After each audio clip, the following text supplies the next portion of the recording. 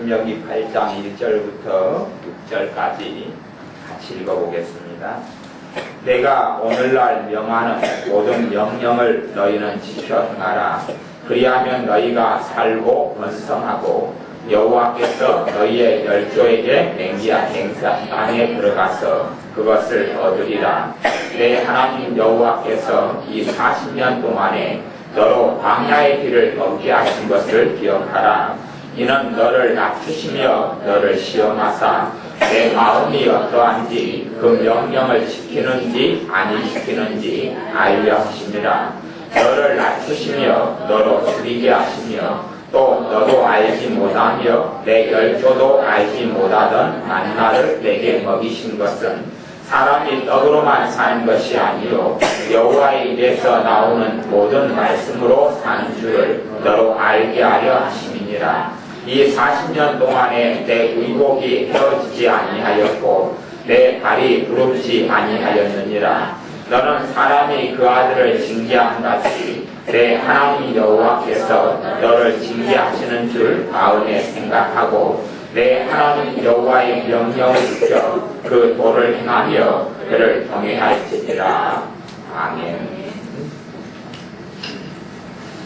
하나님께서 하나님의 자녀들의 삶 속에 있는 여러 가지 일들이 원인에 대하여 신명기 8장에서는 말씀합니다. 하나님의 자녀들의 삶 속에 있는 여러 가지 문제들의 원인이 있는데 그것은 뭐냐 하면 2절 보면 신명기 8장 2절에 보면 내 하나님 여호와께서 이 40년 동안에 너로 광야의 길을 걷게 하신 것을 기억하라. 40년 동안 광야의 길을 걷게 하셨어요. 하나님께 40년 동안 광야의 길을 걷게 하셨는데 그 이유는 이는 너를 낮추시며 너를 시험하사 내 마음이 어떠한지 그 명령을 지키는지 아니 지키는지 알려 하심이라. 하나님께서 우리를 낮추시고 시험하시려고 40년 동안 광야의 길을 걷게 하셨다 그렇게 말씀하시는 거예요. 우리를 낮추시려고 그래요. 그래서 믿는 사람들의 삶 속에 생기는 많은 고난과 환난과 어려움의 이유 중에 하나는 우리를 낮추시는 하나님의 역사예요.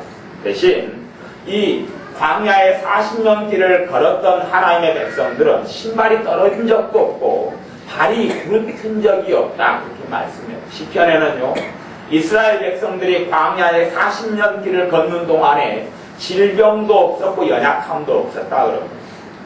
사람이요 거의 이스라엘 광야를 돌아다니는 사람들 하나님의 백성들이 몇 만이냐 하면 200만 명 200만 명이 넘는 숫자예요. 군사의 숫자만 10만 명이니까요.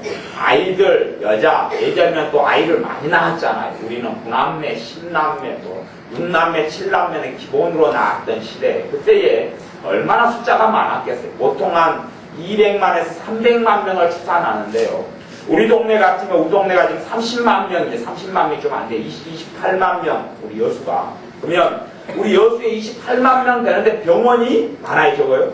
어마어마하게 많잖아요. 제가 어제 전화번호를 뒤지면서 피아노 학원이 몇 개인가 여수에 피아노 학원을 세서 250개가 나오더라고요. 여수에 피아노 학원이 250개가 나오는데 병원이 몇 개인지는 안 세어봤어요. 근데 병원 굉장히 많이 나올 거예요. 30만 명도 안 되는 사람을 돌보는데도 병원이 어마어마하게 필요한데 200만이 넘는 사람들이 사막에서 광야에서 살아가는데 아무도 병에 걸리지도 않았고 아무도 연약해지지 않았다. 이렇게 성경이 이야기합니다. 그렇게 이야기하고 여기서는 심지어는 신발이 떨어진 적도 없어요. 그러면 사막 지역을 다니는데 신발이 왜 안 떨어지겠어요? 자가용을 타는 것도 아니고 비행기를 타는 것도 아닌데 신발이 무수히 떨어져야 정상이에요. 왜? 매일 걸어다니잖아요. 매일 걸어다녀요.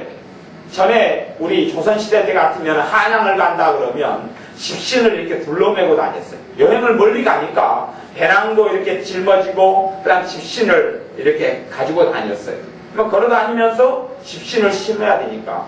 왜 요즘에 이 연속극 나오고 대하사극 나오는 드라마에서는 집신을 둘러매고 다니는 것이 안 나오는지는 모르겠어요. 예전에 뭐 암행어사 뭐 이런 것들 나오면 집신을 꼭 들고 다녔는데 요즘에 드라마와 사극은 현대하고 섞어버려요. 섞어버리기 때문에 옛날 문화를 볼 수 없어요. 의상도 지금 의상보다 더 멋있고 화려하고 막 그런 것들 나가는 것 같아요. 화장술도 지금보다 더 발달한 최고의 화장술을 도입해서 이 인물들에게 해주고 그러는데, 옛날 조선시대 연속국에는 신발을 신고 다니고 가지고 다니고 집신을 가지고 다니는데, 광야를 걸어갔던 하나님의 백성들이 신발이 떨어진 적이 없다고. 어디서 신발이 나겠어요? 신발을 신은 것이 달아지지를 않아버려요. 또한 그것만입니까? 하늘에서 만나가 내리고 고기 같은 거 메추라기를 하나님이 통하셔서 흙 먹이시는 거예요.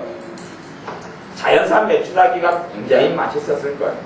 인공적으로 키우는, 지난주에 제가 야생 오리를 한 마리 잡아가지고 산채로 모셔와서 야생 오리를 다른 집사님이 잡으셔가지고 오리를 삶아서 먹고 오리 탕도 해먹고 그랬는데, 제가 토종닭을 전에 다 토종닭이라고 파는데 그런 거 일반적인 거 말고 진짜 토종닭을 제가 한번 먹어봤는데, 삶으니 살이 시커멓고 툭툭 떨어지고 굉장히 맛있어요. 쫄깃쫄깃하고. 그런데 야생 오리를 삶았더니 아주 굉장히 맛있었어요. 근데 하물며 야생 메추라기가 얼마나 맛있었겠어요. 하나님께서 만나를 먹이시고 메추라기를 먹이시고 고기를 먹이시고, 그렇게 하나님의 백성들, 수백만이 되는 백성들을 40년 동안을 먹이시고 이끄시고 하셨는데, 그 이유가 무엇이냐? 그 이유가 무엇이냐?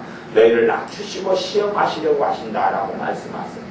그러니 하나님의 자녀들의 삶 가운데 생기는 여러 가지 문제의 원인이 무엇이냐? 그 중에 원인의 가장 중요한 것 하나는 낮추시려고 하는 것을 알아야 낮추시려고, 우리를 겸손케 만드시려고. 거꾸로 이야기하면, 우리가 정말 낮추어지면, 우리가 낮추어지고 겸손케 되어지면 환난과 고난의 절반 이상 것들은 먹지 않고 넘어갑니다. 그게 문제예요. 어떤 사람은요, 낮추어지지 않아서 인생이 끝날 때까지 환난과 고난이 멈추지 않는 사람들이 있습니다. 여기 지금 신명기 얼마 전에는 1장, 8장 1절부터 6절까지 읽었지만요, 요 8장 12절부터 보면, 12절부터 몇 절 더 읽어보면요, 12절부터 같이 18절까지 같이 읽어보겠습니다. 시작. 내가 먹어서 배불리고 아름다운 집을 짓고 거하게 되며, 또 내 우양이 번성하며 내 은금이 증식되며 내 소유가 다 풍부하게 될 때에 두렵건대 내 마음이 교만하여 내 하나님 여호와를 잊어버릴까 하노라. 여호와는 너를 애굽 땅 종되었던 집에서 이끌어내시고 너를 인도하여 그 광대하고 위험한 광야 곧 불뱀과 정갈이 있고 물이 없는 간주한 땅을 지나게 하셨으며, 또 너를 위하여 물을 굳은 반석에서 내셨으며 내 열조도 알지 못하던 만나를 광야에서 내게 먹이셨나니, 이는 다 너를 낮추시며 너를 시험하사 마침내 내게 복을 주려 하심이었느니라. 또 두렵건대 내가 마음에 이르기를 내 눈과 내 손의 힘으로 내가 이 재물을 얻었다 할까 하노라. 내 하나님 여호와를 기억하라. 그가 내게 재물 얻을 능을 주셨습니다. 이같이 하심은 내 열조에게 맹세하신 언약을 오늘과 같이 이루려 하심이니라. 아멘. 하나님께서 16절에 보면 이는 다 너를 낮추시며 너를 시험하사 마침내 내게 복을 주려 하심이었느니라. 하나님께서는 하나님의 자녀들이 복을 받는 것을 반대하지 않습니다. 하나님의 자녀가 성공하는 것을 하나님 반대하는 건 아닙니다. 그러나 성공이라는 것이 하나님의 청지기로 살기 위하여 하는 것이지, 성공이라는 것이 내가 배불리고 내가 잘 먹고 성공해서 돈을 10억짜리 아파트를 사고 또한 10억짜리 정원을 만들고 10억짜리 아니면 1억짜리 자가용을 사는 것이 나를 위해서가 아니라 하나님의 청지기로 살아가는, 그래서 하나님 앞에 설날을 계산하는 준비를 하기 위하여 사는 것입니다. 제가 주중에 청지기의 말씀을 3시간을 말씀을 전했는데 그런 거예요. 내가 한 달에 돈을 100만 원을 벌어요. 그리고 생활비로 90만 원을 써요. 그 10만 원은 하나님께 드려요. 100만 원을 버는 사람이 예를 들어 그렇다고 쳐요. 그러면 내가 한 달에 1000만 원을 벌어요. 1000만 원을 벌면요, 하나님께 1000만 원 버는 사람이 한 달에 200만 원 정도 헌금하면 굉장히 많이 한 겁니다, 요즘에. 하지만 그런 사람, 한 달에 1,000만 원을 버는 사람, 200만 원 헌금하는 사람에 대하여 하나님은 불의한 청지기라고 말씀하셔요. 100만 원 번 사람이 90만 원을 쓰면 많이 번 사람은 좀 더 쓸 수밖에 없어요. 환경상. 그건 제가 이해합니다. 그러면 1,000만 원 버는 사람이 한 달에 자기가 쓸 수 있는 돈을 한 300만 원 잡아요. 300만 원 잡는다면 하나님께 나머지 700만 원에 대하여 하나님 물으시는 거예요. 너의 700만 원이 어디 있느냐? 너의 700만 원이 어디 있느냐? 물으시는 거예요. 하나님의 청지기로 살아갈 때 월급은 내가 정합니다. 월급은 내가 정해. 내 생활비와 생계비를 내가 정한단 말이에요. 내가 한 달에 1억을 번다면 1억 버는 사람이 하나님께 한 달에 2천만 원을 드린다면 한 달에 1억을 벌고 2천만 원을 드리면 굉장히 큰 돈이 될 거예요. 근데 하나님께서는 한 500만 원을 내가 쓴다. 그런 규모로 쓴다고 치면 너 나머지 한 달에 1억을 벌고 500만 원 너 생계비로 쓰고 나머지 9,500만 원이 어디 있느냐라고 물으시는 거예요. 하나님께 2천만 원을 드렸더니 와, 너 정말 큰 돈 헌금했다. 하나님 그렇게 이야기하지 않습니다. 너가 정말 큰 돈을 나를 위해 나의 청기로 살았다. 그렇게 말씀하지 않습니다. 하나님께서 우리를 어떤 자리에 세우실 때는 하나님을 위하여 살게 예비하시고 세우시는 것. 어떤 사람에게 부를 주실 때는 하나님이 쓰시고자 하는 하나님의 이유가 있고 목적이 있는 거예요. 모든 사람들이 부와 성공을 추구하지만 그것이 자기에게 안 맞는 사람도 있어요. 자기에게 안 맞아요. 그래서 어떤 사람이 부유함을 얻고 재산을 많이 불린 다음에 교만해져서 하나님을 알지 못한다. 하나님이 너희에게 재물 얻을 능을 주셨다. 재물 얻을 능력을 주셨다. 그 말을 하시는 거예요. 하나님이 돈을 벌 능력을 내게 주셨는데 내가 내 힘이 있고 내가 내 재능이 있고 내가 내 지혜가 있어서 돈을 벌었다. 그런 교만함에 빠지지 않게 하시려고 하나님께서 이 광야의 길을 걷게 하신 것이라고 말씀해요. 우리가 낮추어지고 우리가 겸비케 되어지고 우리가 겸손케 되어진다면 그런다면 우리의 삶에 있는 많은 고난과 많은 환난들이 그치고 멈추게 되어져요. 근데 우리가 겸손케 되어지지 않고 겸비케 되어지지 않으면 우리의 삶의 환난이나 어려움은 끊임없이 나타난다는 것을 알아야 그것이 하나님의 자녀들에게 일어났던 일이에요. 야곱 같은 사람은 하나님이 함께 했던 사람입니다. 야곱의 할아버지는 아브라함이고 야곱의 아버지는 믿음의 사람이 이삭이고 그런데 야곱이 인생 가운데 나중에 이집트의 왕인 바로 왕 앞에 서서 당신 나이가 몇 살이냐 그러니 내 나이가 내 조상들에 비해서는 좀 어린데 130 몇 살인데 그런데 내가 정말 험난한 세월을 살아왔습니다. 그렇게 바로 왕에게 이야기하는 거예요. 하나님이 함께했던 그 조상, 하나님이 함께했던 혈통, 하나님이 함께했던 사람 야곱도 험난한 인생을 많이 살아왔어요. 그 이유가 뭐냐? 야곱이 겸비치 않고 겸손치 않았기 때문에 그래요. 그럼 야곱이 학벌이 있습니까? 야곱이 뭐 얼마나 가진 게 있습니까? 형이 죽은다고 도망갔던 인생 가운데 얼마나 뭐 가진 게 있었어요? 교만이라는 것 또한 겸손이라는 것 우리가 생각하는 것과는 많이 다르기 때문에 그렇습니다. 우리는 교만 그러면 내가 잘났다, 내가 대단하다 하지만 아니요. 교만의 본질은 뭐냐 하면 내가 나를 의지하고 살아가는 게 교만의 본질이에요. 내가 내 지혜를 의지하고 살아가고 내가 내 능력을 의지하고 살아가고 내가 내 재능을 의지하고 살아가고 내가 내 잔머리를 의지하고 살아가고 이것이 교만의 본질이에요. 그것을 빼려고 하나님께서는 낮추시는 광야의 길을 걷게 하셔요. 근데 우리가 내 머리를 자꾸 의지하고 내 재능을 자꾸 의지하고 내가 이 내 인생길을 계획하고 내 인생길을 계획한 다음에 하나님께 그 인생 계획한 것을 이루어지게 해달라고 기도하고 하나님이 먼저 우리에게 물으시는 거예요. 너가 무엇 때문에 그걸 하고자 하느냐? 너가 도대체 나에 대한 이유 때문에 그걸 계획하느냐? 가령 집을 내가 살려고 계획해. 그러면 하나님께서 너가 집을 사는데 나를 위해 사느냐? 너를 위해 사느냐? 그걸 다시 점검해라. 내가 더 큰 사업을 계획하고 구상해요.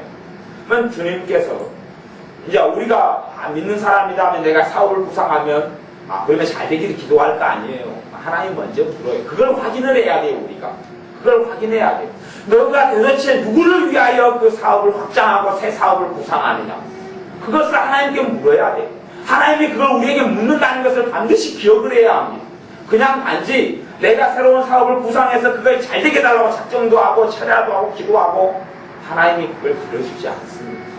오히려 그것이 잘 되는 것이 내게 화가 닥치는지 알 수가 없습니다. 새로운 직장과 직업을 우리가 기도하고 구해요. 좋은 직장과 직업이 나왔어요. 그건 먼저 물어야 합니다. 하나님의 물음에 대답을 해야 한다는 이야기입니다. 하나님께서는 너가 그 직장과 직업을 얻는데 도대체 누구를 위하여 그러느냐? 너의 평안과 너의 안일이냐? 아니면 나를 위하여서냐? 거기에 먼저 우리가 응답을 해야 합니다.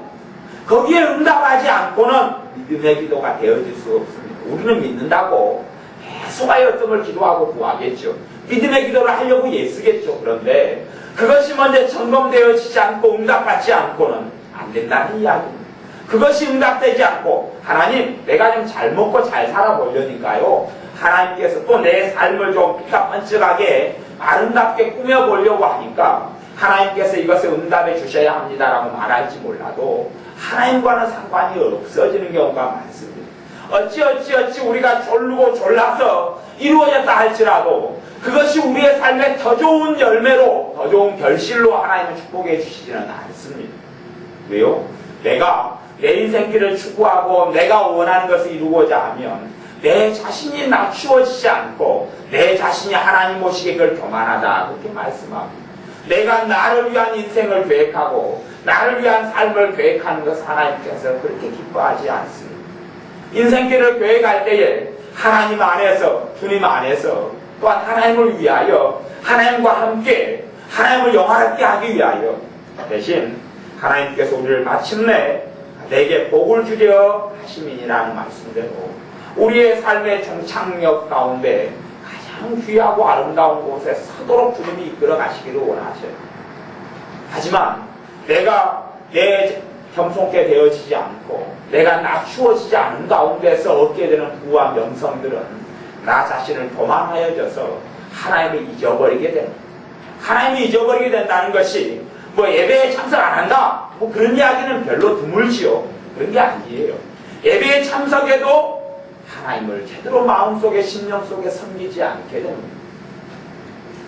준비가 되는 사람이 되어야 하나님께서 내게 마침내 복을 주시려면 우리의 믿음이 준비되어져야 주님 내가 돈을 많이 번 다음에 내 믿음을 준비하겠습니다. 하나님은 그런 방식으로 역사하지 않고 그런 일이 벌어진다면 재물과 보화는 내게 가장 큰 해로운 해악이 되고 맙니다.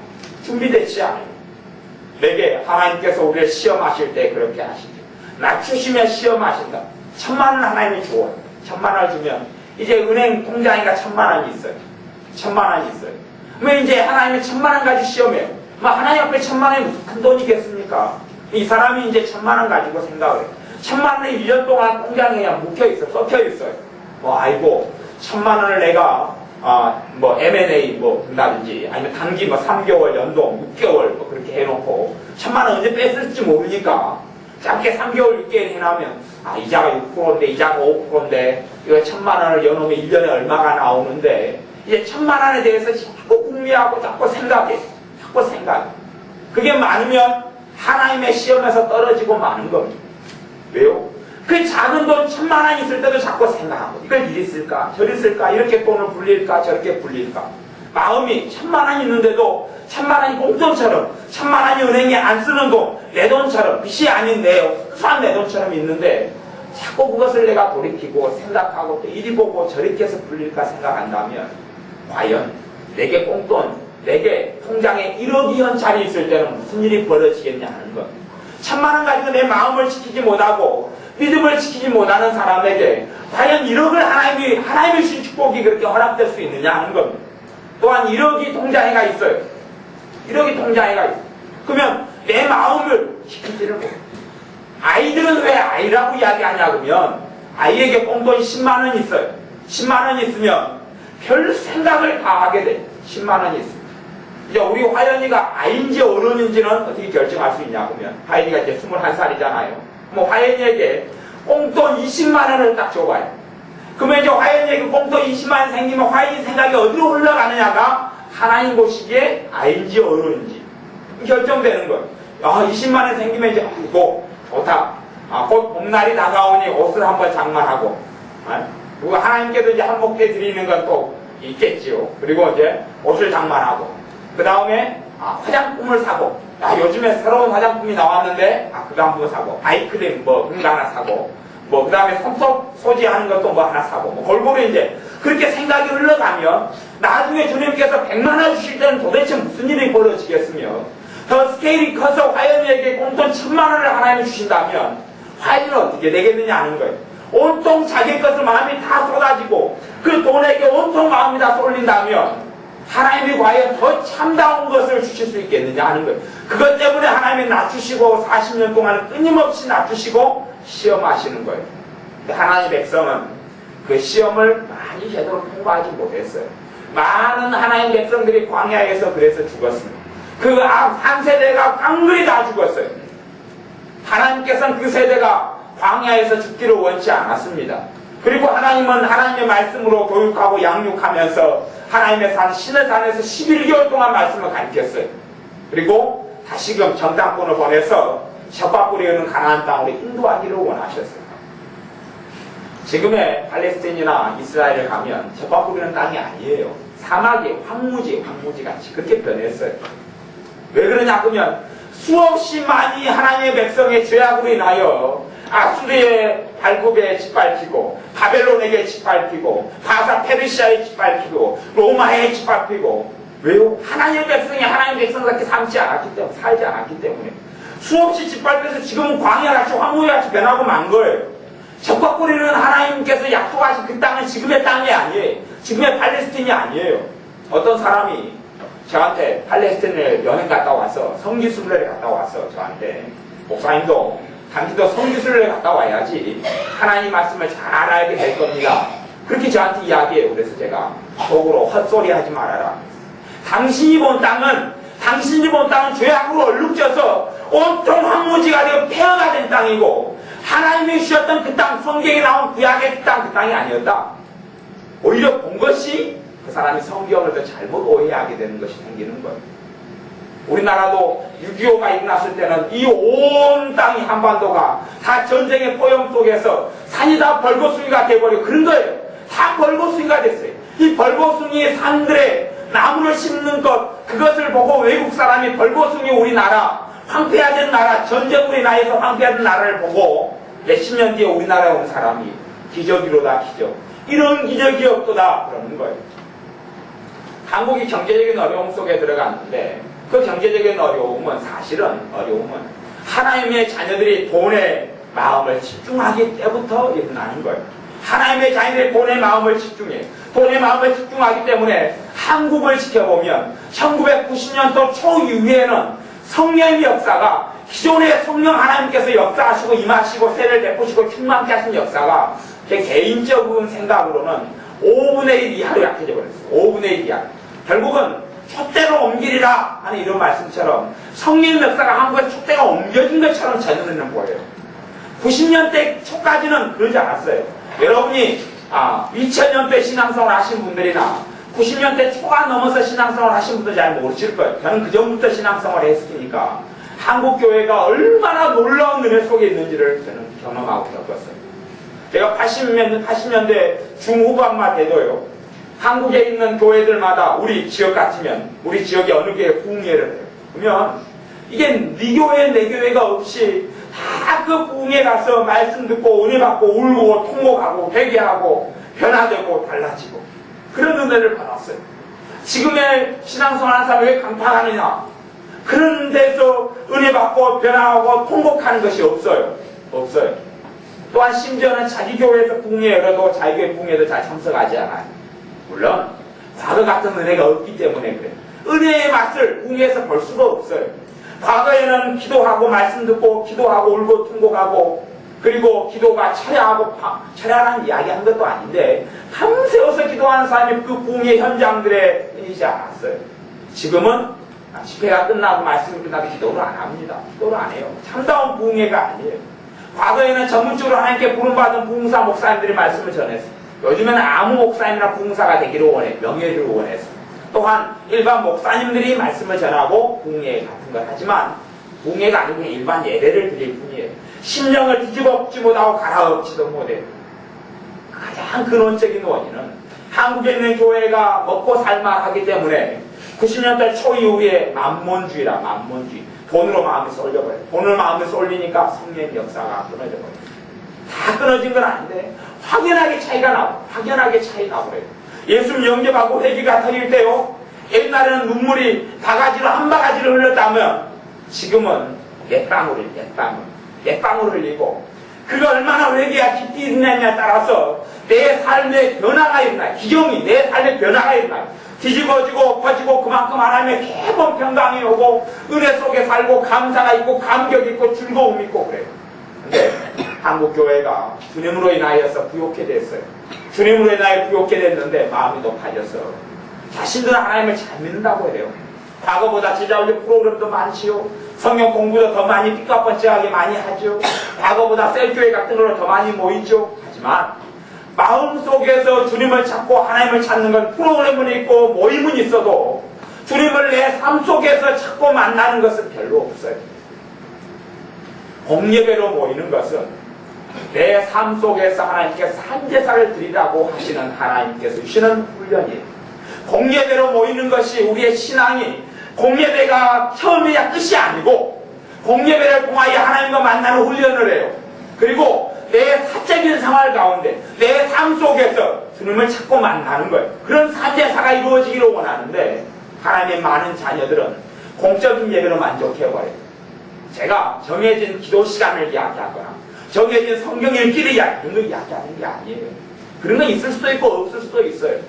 오히려 거꾸로 성경 읽는 것이 자기 자랑이 된 사람들은 성령 하나님께서 그 사람을 은혜로 만지신다면 성경이 안 읽어지게 돼요. 거꾸로. 왜요? 성경 읽는 것을 자기 만족으로 삼고 자랑으로 삼는 사람, 아니면 기도를 하루에 5시간씩 너무 재미나게 했어요.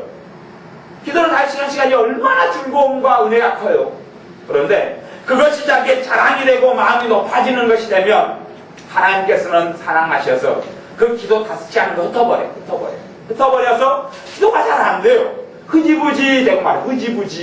흐지부지. 내가 언제 몇 번을 기도했는지 말할 수 없는 지경에 이르러요.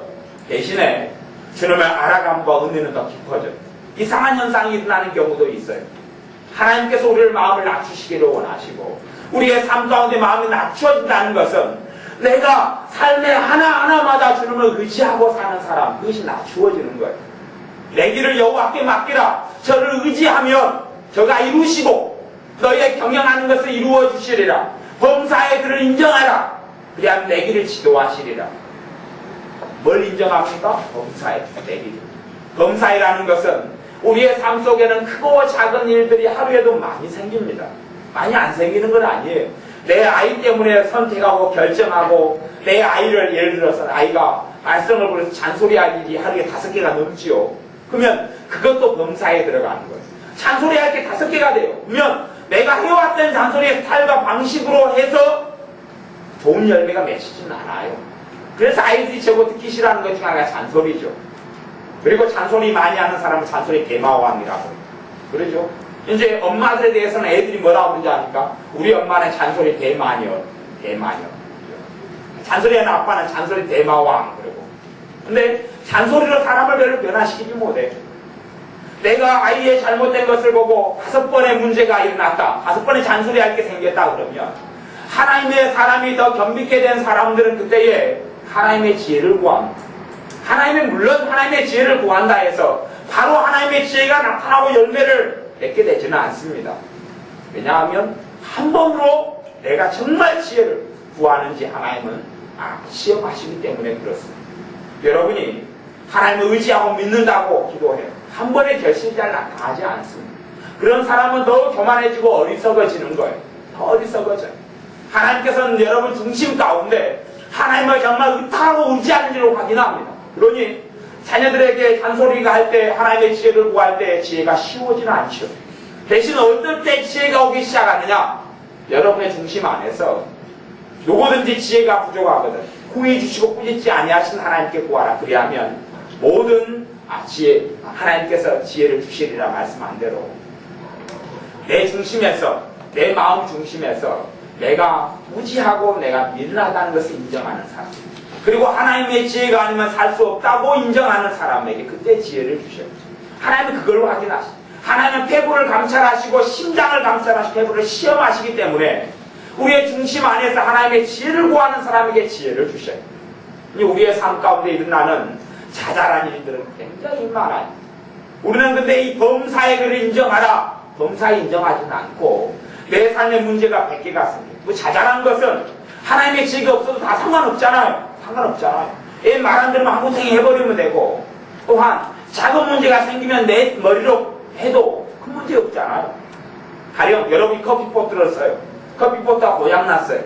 그러면 하나님께 기도할 필요 없잖아요. 그죠? 커피포트가 기껏해야 사면 돈 10,000원이면 사니까 커피포트가 아니면 뭘 기도할 필요가 있어요. 10,000원 주고 사버리면 되고, 아니면 여러분 남편이 고칠 수 있다면 남편도 고쳐달라고 하면 되고, 새로운 커피포트가 또 있다 그러면 그거 버려버리고 쓰면 되죠. 그런데 커피포트가 고장났다 이런 문제에 있어서까지도 정말로 낮추어진 사람은 주님을 다가옵니다.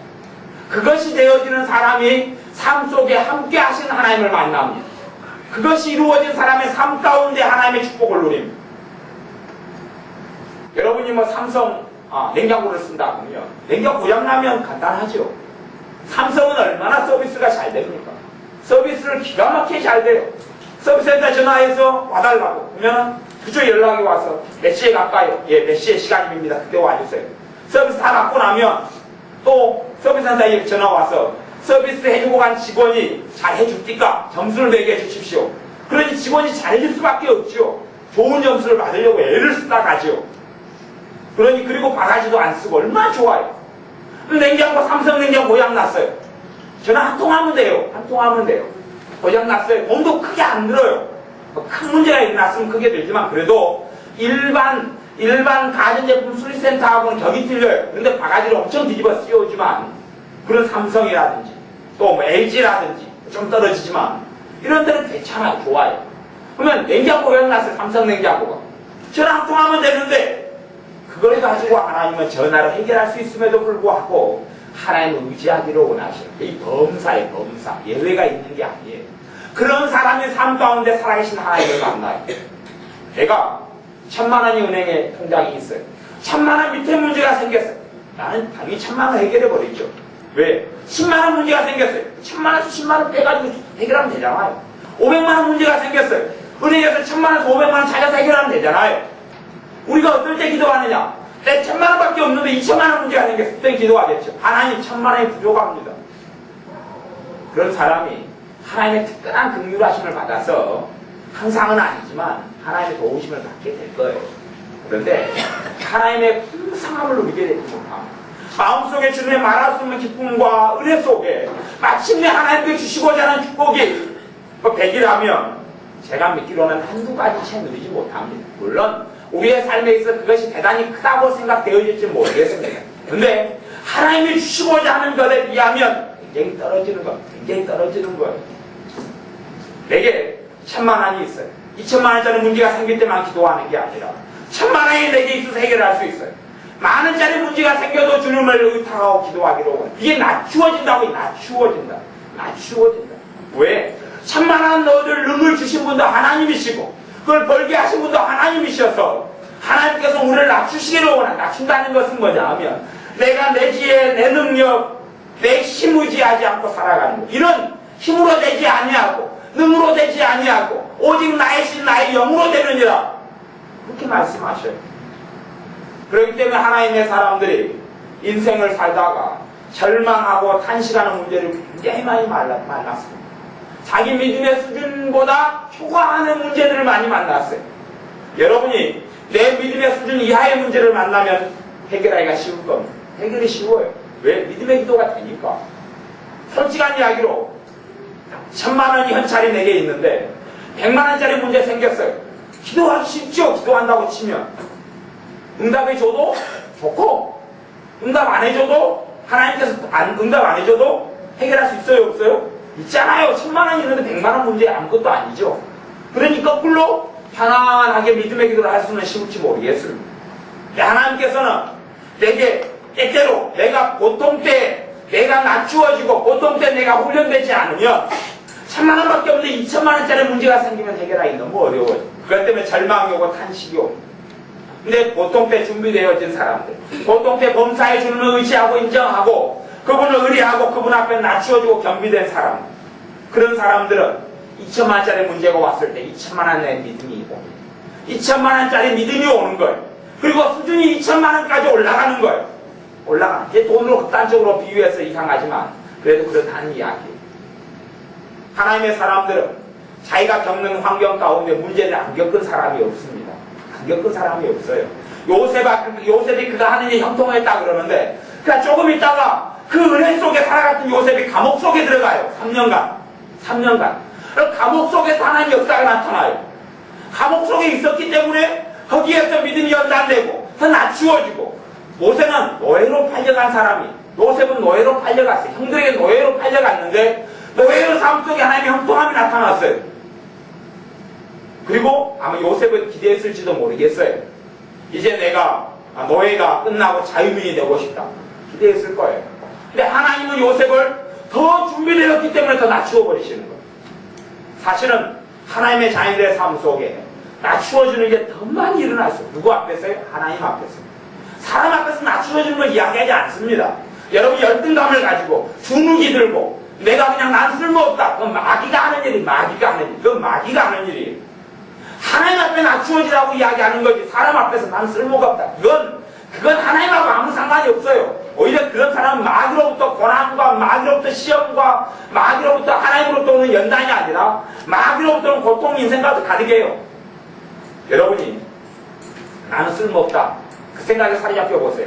성령 역사 그때부터 소멸되기 다 시작합니다. 그러니까 나는 한 달 가지고 있으면요 하나님 은혜 다 까먹어요. 여러분이 열심히 기도생활 한 달간 했어요. 나는 쓸모없다 한 달간 품었어요. 다 없어요. 다 사라져요. 나는 무가치하다. 하나님은 쑥쑥쑥 빠져나갑니다. 여러분이 하나님이 예수의 피로 샀는데 나는 무가치하다 그러니 주님이 기뻐해요? 안 기뻐해요? 안 기뻐하죠. 안 기뻐요. 하나님은 여러분을 내 자식이다, 내 자녀다, 내 딸이다, 내 아들이다 그러는데 난 쓸모없다. 자식이 쓸모있기 때문에 자식을 키우고 낳습니까? 자식을 통하여 한 돈 벌어보려고, 똥 벌어보려고 자식을 키우고 낳습니까? 이 자식의 가치는 자식이기 때문이지, 자식의 재능이나 자식이 돈 버는 능력 때문에 자식이 아니에요. 그러니 쓸모있다 없다의 기준은 능력과 재능이 되지 않아요.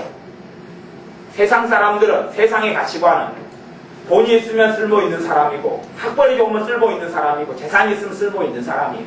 세상의 가치관은 재능이 많으면 쓸모있는 사람이에요. 세상의 가치관은 잘생기고 잘나고 이쁘면 쓸모있는 사람이에요. 그래서 이쁘면 다 용서가 된다고 그러죠. 근데 주님의 가치관은 그거하고 틀려요. 세상의 가치관과 틀려요. 아니 우리가 세상의 가치관을 그대로 품고 산다면 내 주인은 세상일 뿐이에요. 내 주인은 세상일 뿐이에요. 내 주인은 주님이 아니에요. 그 부분들은 주인이 아니에요. 그러니 쓸모없다, 내가 무가치하다, 내가 부족하다, 내가 천덕꾸러기다, 그렇게 살아가는 사람들은 하나님께서 기뻐하시는 자리에 있지를 않아요. 하나님이 축복하시는 자리에 있을 수가 없어요. 여러분이 비참한 마음을 계속 품고 살아가고 나는 무가치하다, 나는 쓸모없다는 마음을 계속 품고 살아가면서 성령 충만케 해주옵소서, 하나님의 사랑 안에 들어 살게 해주옵소서. 아무리 기도해보세요. 응답이 있는가? 응답 없습니다. 오히려 주님의 기쁨과 은혜는 점점점 사라질 수밖에 없습니다. 그러니 마음을 낮추라는 이야기는 그런 천덕꾸러기의 자리에 들어가는 이야기가 아니에요. 사람하고 상관없이 하나님 앞에서 그런 말이, 하나님 앞에서 나를 낮추고 나를 겸비하고 그러니 우리 주님께서도 그런 겸손하여서 나아귀를 타셨도다 이렇게 말씀입니다. 그런 겸손하여서 나아귀를 타셨도다. 주님께서 나아귀를 타고 예루살렘 성에 입성하신 것은 겸손하시기 때문에 나아귀를 타셨다라고 성경이 이야기합니다. 주님께서 나는 겸손하고 온유하니, 나는 온유하고 겸손하니 내게 와서 배우라. 주님께서 우리에게 배우기를 원하시는 것이 겸손을 배우기 원하시고 온유를 배우기 원하셔요. 온유는 뭡니까? 하나님 앞에서 내 마음이 부드러운 거예요. 하나님의 은혜가 올 때에 내 마음이 쉽게 뒤집어지는 거예요. 하나님의 말씀이 떨어질 때에 내 마음이 믿음으로 반응해. 이게 온유예요. 부드러운 것이죠. 사람에게 막 부드러운 것, 그건 두 번째 문제고, 첫 번째, 나는 온유하고 겸손하니. 누구에 대해서 온유한 거야? 하나님에 대해서 온유해요. 하나님의 사랑이 부어질 때 내 마음은 냉랭하지 않아요. 자식들도 마음이 부드러운 자식이 있고 딱딱한 자식이 있어요. 딱딱한 자식은 병이 들어요. 병이 마음의 병이란 마음의 병. 그래서 부모 입장에서는 천덕꾸러기 자식과 잘난 자식이 있어요. 그러면 부모는 누구를 더 염려합니까? 천덕꾸러기 자식을 더 염려해요. 그죠? 부모는 다 그렇습니다. 근데 겉으로는 이제 천덕꾸러기 자식에 대해서 말도 불통하게 나오고 잔소리도 더 많고 그래요. 그러지만 더 부모가 믿는 부모라면, 안 믿는 부모도 마찬가지지만 믿는 부모는 기도하니까, 그러면 천덕꾸러기 자식을 위해 더 많이 기도해요? 아니면 잘나고 이쁜 자식을 위해 더 많이 기도해요? 천덕꾸러기 자식을 위해서 훨씬 더 많이 기도하고, 모르겠어요. 5배, 10배 이상 더 기도합니다. 더 기도해요. 그런데 자식 입장에서는 내가 천덕꾸러기니까 엄마한테 잔소리를 많이 들을 거 아니에요. 공부해라고 야단도 많이 맞죠. 또 잘못된 행동을 많이 하니까 매도 많이 맞죠. 그러니까 자식 입장에서는 엄마가 나를 사랑한다고 생각해요? 안 사랑한다고 생각해요? 안 사랑한다고 생각해요. 무슨 일이 벌어지냐 그러면 이 천덕꾸러기 자식은 자기 안에 사랑을 받아들이지 못하는 감사감이 만들어지기 때문에 그래요. 그러면서 이 천덕꾸러기 자식이 이제 20년 살아가는 동안에 20년 살았다 그러면 그 자식은 믿어버려요. 자기는 사랑받았다고요? 못 받았다고요? 못 받았다. 그렇게 해가지고 죽을 때까지 천덕꾸러기 자식으로 살다가 죽는 사람이 많을까요? 적을까요? 많지요. 아마 우리 가운데서 그런 사람이 있을 거예요. 우리 가운데서도. 내가 다른 형제보다 좀 못해요. 그러니까 더 잔소리도 많이 듣고 또 혼도 많이 났어요. 왜? 잘되게 하려고. 부모의 방법은 그거거든요. 부모의 방법은 안 된 자식을 야단치고 혼내는 거 기껏해야 잔소리거든요. 잔소리나 내거든요. 혼내는 거고 잘되게 하려고 비교하는 거예요. 응? 어리석은 방법이지만 부모가 일반적으로 그런 방법을 써요. 그냥. 왜? 자기도 그런 식으로 양육받아 왔기 때문에 그렇게 써요. 그리고 그것을 해요. 그러면 그래가지고 어른이 된 자식은 나이가 들어서 뭐라고 이야기하냐 그러면, 저 그런 사람을 여럿이 만났어요. 나이가 들어서 내 엄마는 나를 사랑 안 했어요. 내 엄마는 나를 없는 자식 취급했어요. 내 아빠는 나를 싫어하고 미워했어요. 자기는 그렇게 꿀떡같이 믿고 있어요. 그것이 자기의 진짜 경험이라고 믿고 있어요. 근데 어리석은 거예요. 그것을 많이 품고 있고 살아가요. 그러면 그 사람이 하나님 앞에서 많이 천덕꾸다고 생각하지, 하나님께서 정말 낮추어주는 걸 알지 못해. 겸손하다, 천덕꾸러기로 사는 거다, 그걸 동격으로 여겨버려요. 바보같이 무능하게 산다. 아니요. 하나님께서는 겸손케 만드셔 지혜롭게 만드시려고 해요. 세상의 지혜를 가진 사람이 아니라 하나님의 지혜를 가진 사람으로 만드시려고 해요. 하나님의 지혜를 가진 사람, 세상의 재능이 아니라 하나님의 재능에 더 입혀진 사람, 하나님의 재능으로 입혀진 사람을 만드시고 세우시려고 그래요. 근데 그것이 어느 자리에 이루어지느냐? 내가 항복하는 자리, 내가 무능함을 인정하는 자리, 내가 주님을 의탁하고 의지하는 자리, 그 자리에 하나님의 재능이 오고 하나님의 은혜가 오고 하나님의 은사가 오는 거예요. 저는 아이들에 대해서 제게 은사가 2가지 은사가 있어요. 제 것이 아니니까 은사로 받은 거예요. 근데 제가 군대에 있을 때 교회에서 이 유치부를 맡았어요. 저는 중학교 교사를 일찍부터 시작했는데 유치부 교사는 그때 처음 했어요. 그리고 유치부 교사가 얼마나 그때 힘들었냐 하면 여자 집사님 2분이서 유치부를 맡아서 했어요. 근데 아이들이 너무 말을 안 들으니까 여자 집사님 2이가 항복해버렸어요. 포기해버렸어요. 그리고 저는 이제 군인이기 때문에 저 군인이고 교회 일마 전담을 했기 때문에 저한테 그때 딱 시간이 남았어요. 저한테 유치부를 맡아달라는 거예요. 저 혼자. 자기는 2이가 있으면서 저 혼자 하라는 거예요. 유치부를 안 해봤어요. 하라는 거예요. 제가 군인이 군복 입고 유치부 애들 은수가 더 작은 아이들 3살, 4살, 5살, 6살, 7살 못하놓고 했어요. 근데 제가 그 부분에 무능하다고 하나님께 인정했어요. 왜냐하면 아이들이 어찌 내 말을 듣겠어요. 지금 이제 집사님 2분은 한 명은 자기 자식을 가진 엄마도 있고 안 가진 엄마도 있고 이렇게 다 참석했는데도 말을 안 듣는 거죠. 더 부드러운 사람이고 나는 군인이고 딱딱한 사람이고 하나님께서 제게 은혜를 주셔서 아이들이 정말 아이들에 대해서 주일학교 아이들 그 유치부 아이들을 가르치는 은사가 왔어요. 은사가 와가지고 무슨 일이 벌어졌냐면요. 제가 군대에 있으면 유치부 아이들 가르치고 나면 애들이 집을 안 가요. 부모님들이 들어와서 예배를 드리고 이제 저녁 예배를 예전에 드렸는데 저녁에 부모를 따라가야 되잖아요. 애들이 3살짜리 4살짜리가 안 따라가요. 저를 따라다녀요. 가도 내내. 이렇게 부모들이 나한테 맡겨놓고 자기들이 가버려요. 애들이 저만 따라다니. 하루 종일 저만 따라다니. 그러니까 저녁에 저녁 예배 끝만 될 때 데리러 와가지고 예배 끝나면 데리고 가요. 그러니까 그것을 제가 군대를 제대할 때까지 그렇게 했어요. 제대할 때까지 그래. 애들 저래서 따라다니. 그러다가 이제 이 애들 아빠가 내가 높은 이래 장교들이니까 딴 데로 발령받아 가버리면 그 다음에 또 다른 애들이 따라다니. 제가 높은 데 올라가면 애들이 젖수하고 울고 있어요. 저 떨어질까 봐. 그거 은사로 온 거예요, 은사. 그전에 그런 현상이 한 번도 없었거든요. 근데 그런 하나님의 은사가 왔어요. 아이들에 대해서. 근데 그런 것들이 내가 무능하고 내가 연약함의 자리에 설 때에 하나님 베풀어 주시는 거예요. 여러분이 지혜가 없다 그럴 때 하나님의 지혜가 임하기 시작해요. 여러분이 재능이 없다 할 때 하나님의 재능이 임하기 시작해요. 여러분의 삶 속에 여러분을 낮추셔서 마침내 복에 이르리 하심이지. 여러분을 낮추셔서 천덕꾸러기의 자리에, 절망의 자리에, 탄식의 자리에 하나님 이끄시려고 그러는 게 아니에요. 그 마귀가 여러분을 그렇게 천덕꾸러기로 하나님의 낮추심은 그게 아니에요. 하나님의 낮추심은 사람 앞에서 낮추기까지는 원치 않으셔요. 하나님께서는. 여러분이 낮추어지지 않기 때문에 사람에게 낮추어져 버리는 거예요. 낮추어지지 않기 때문에 사람 앞에서 낮추어져 버리고 사람 앞에서 또 탄식 속에 살아가게 되는 거예요. 하나님이 여러분을 높이 드셔서 여러분을 통해 영광 받으시기를 원하시고 여러분이 하나님의 자식이기 때문에 하나님의 영광의 자리에 서기를 또한 원하셔요. 그러니 우리의 삶 가운데 철저하게 훈련되어져야 될 것은 내가 낮추어지는 거예요.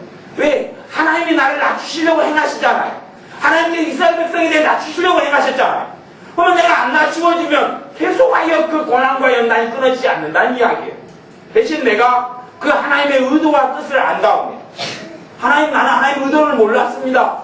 말할 수가 없어요. 왜냐하면 하나님 말씀 66권에 그것이 명백히 나와 있기 때문에 하나님 말씀 66권에 명백히 나와 있기 때문에 하나님께서 나는 겸손한 자에게 은혜를 베푸느니라 교만한 자를 난 대적하고 야고보서 5장 하나님께 교만한 자를 대적하시고 겸손한 자에게 은혜를 베푸시느냐 라고 말씀하시는 겁니다.